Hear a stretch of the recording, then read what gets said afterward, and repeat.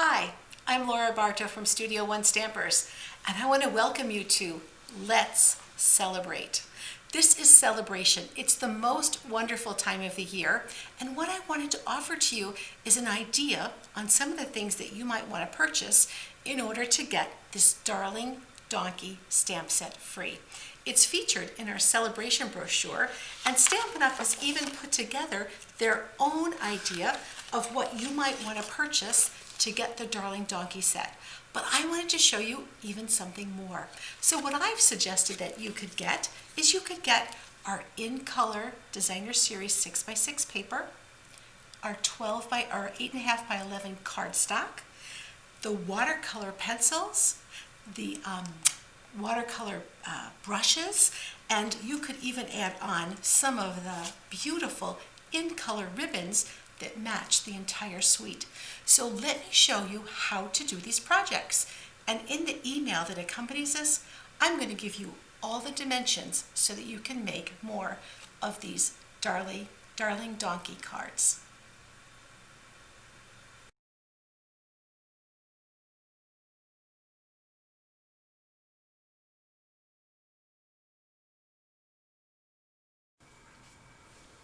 Well, I know you're going to want to make tons and tons of cards with these adorable donkeys.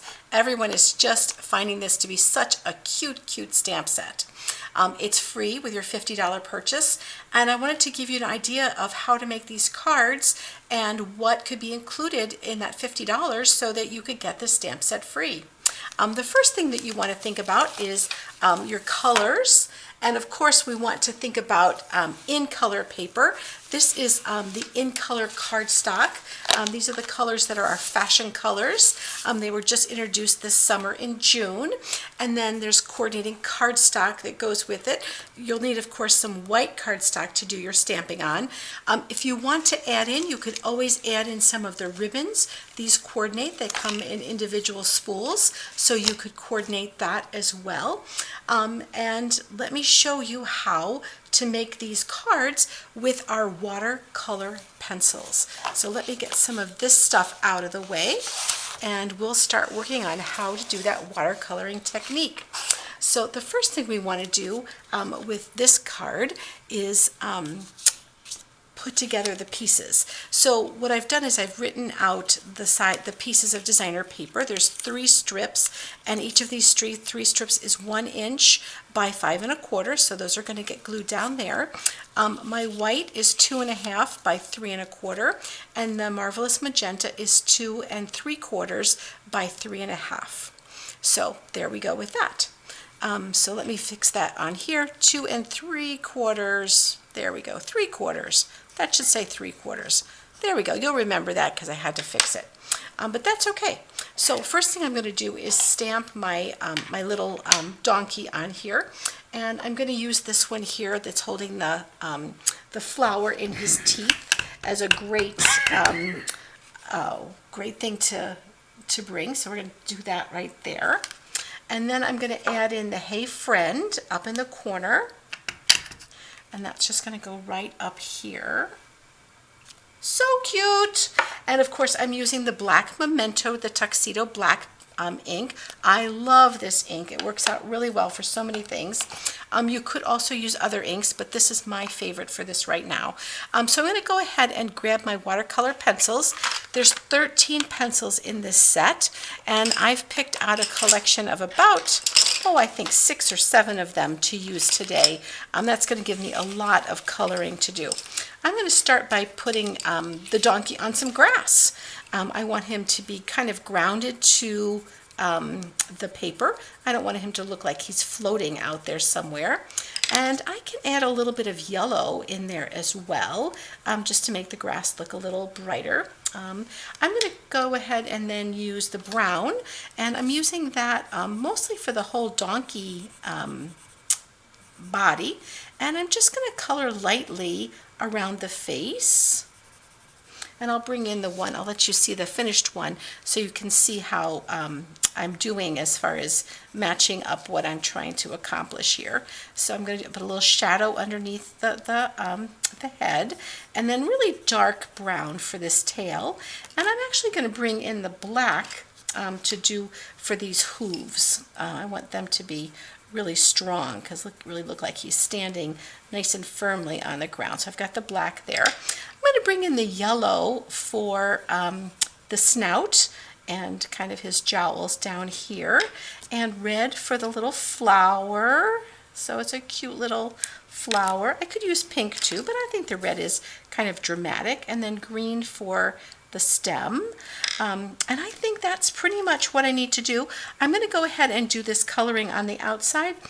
This is the blue, and I'm just going to very gently color all around here just to make it look like there's a little bit of sky around him. Not a lot, but just around there. And this is a very soft coloring to do that. So just very, and a little darker around the body. So I'm going to go around one more time around the body. And I just want to add a little bit of his curly hair, or mane, or whatever that is up there. Now it's time to bring in my water painter, and this is a brush tip. You can see I've got a beautiful tip on there. I'm going to start with the body. I'm going to start on his face and just begin to watercolor that. So you can see I'm moving some of that color around, and those lines that I've drawn are disappearing. You can see that they're just sort of blending in together. This makes me look like I'm an artist when truly all as I did was color with pencils on here. And so here we go with that. So I've got that body, and you can see how it looks round, and the head looks round. So there we go with the body. I'm going to kind of clean this off a little bit, and then I'm going to just do my my grass area. Can you see how I'm blending the colors together? I've got the yellow and the green together, and they're sort of blending, making a really nice little patch for him to stand on. I'll go and do the snout as well, because that's kind of in that yellow kind of color also. And then I need to, I forgot to add the pink to his ears. I want to add just a little bit of pink to the inside of his ears before I finish him. Isn't that cute? So I can go ahead and do the pink on the inside of his ears, and kind of there. And then the last thing to do after I clean this off is to just do a very soft blending of this outside. And I'm just trying to blend the color away from the body, trying not to pick up any of the color, like around this red. I don't want to pick up any of that red on my brush.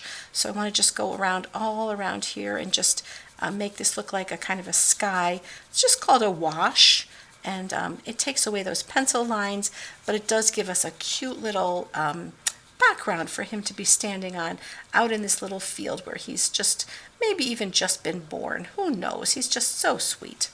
So there we go. So that's the watercolor pencil technique. Isn't that just stunning? And to make it so simple, we're just going to put this card together. So we'll put it together by putting, I like to put just a little bit of glue on these pieces. I'm going to flip them all over in the order that they're going. And I'll just go ahead and just put little dots of glue.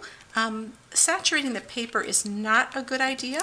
It's always good to just put a small amount of little dots or a little line on your piece, so you can put that together. Now I'll flip these all over.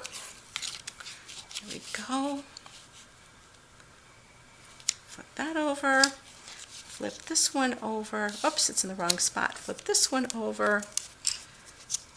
Here we go. It's so easy to use 1-inch strips.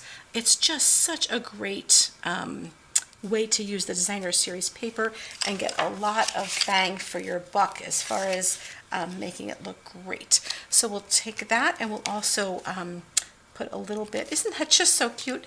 Put a little bit of glue on the back of this.